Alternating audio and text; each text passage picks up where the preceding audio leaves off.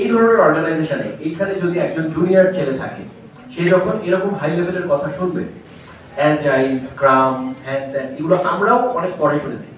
So ধরেন আপনি এদেরকে কিভাবে মোটিভেট করবেন যে ভাই তোমরা আসলেও আমরা নিব, কিন্তু ঠিক আছে, মানে তারা কি সবকিছু শিখেই আসবে নাকি আপনারা কিছু শিখাই দিবেন, এবং তারা কিভাবে এসে আপনারা এইরকম একটা ইন্টারন্যাশনাল স্ট্যান্ডার্ডের একটা কোম্পানিতে তারা কন্ট্রিবিউট করবে right from day one? What do you expect from them? Thank you Sumit ভাই। আমি আসলে ভয় পাচ্ছি এখানে কথা বলতে, যাদের সাথে বসে আছি সব সিইওদের সাথে বসে আছি, আমি একমাত্র সিটিও এবং সবাই স্যুট পরা, আমি জাস্ট হুডি পরা, তো ভয় লাগতেছে কথা বলতে। এনিওয়ে, তো আমরা আসলে উইডার্সে যেটা করি সবসময় আমরা হায়ারিং এর সময় বেসিক যে কোশ্চেনগুলো আছে সেগুলো আমরা এমন না যে খুবই এক্সপার্ট লেভেলে কাউকে খুঁজি।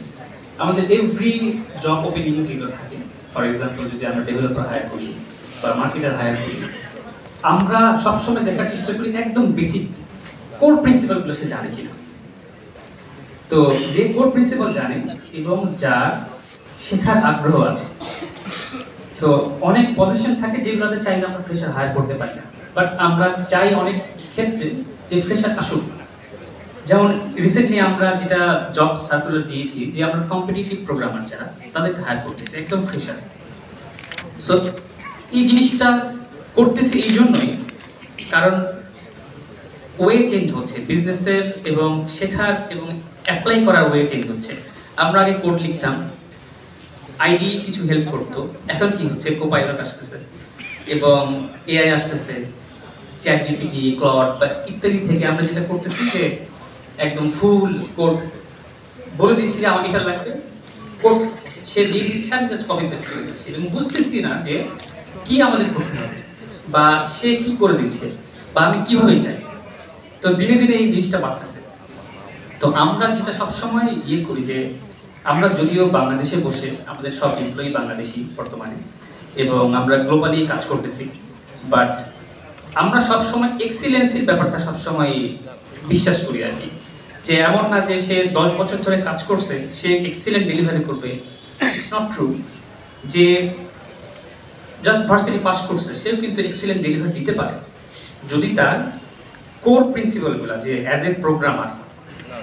কারণ আমরা হয়তো এক্সপেক্ট করি না যে নতুন একজন যে আসতেছে সে ডে ওয়ান থেকেই এভরি বিজনেস ডোমেইন জানবে বা এভরি রিকোয়ারমেন্ট জানবে, এটা নট নেসেসারি।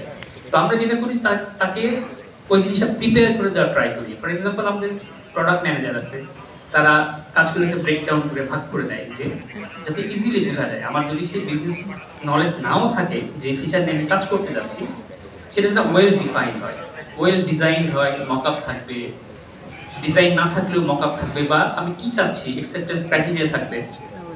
সো আমার যদি প্রপার ভাবে আমি জানি যে একটা প্রবলেম কিভাবে সলভ করতে হয় বা প্রবলেম কিভাবে অ্যাপ্রোচ করতে হয়, তো আমরা এই প্রবলেমটাই সবসময় বলি এবং হায়ার করতে গেলে এই প্রবলেমটাই সব জায়গায় আটকায় যায়। যে ঠিক আছে, আমি হয়তো বা একটা পিএইচপি দিয়ে বলি বা জেএস দিয়ে বলি যে একটা জিনিস করতেছি, বাট কেন করতেছি, কিভাবে হচ্ছে, আন্ডার দ্য হুড কিভাবে কাজ করতেছে, এই জিনিসগুলো নিয়ে আমাদের অধিকাংশের নলেজ থাকে না।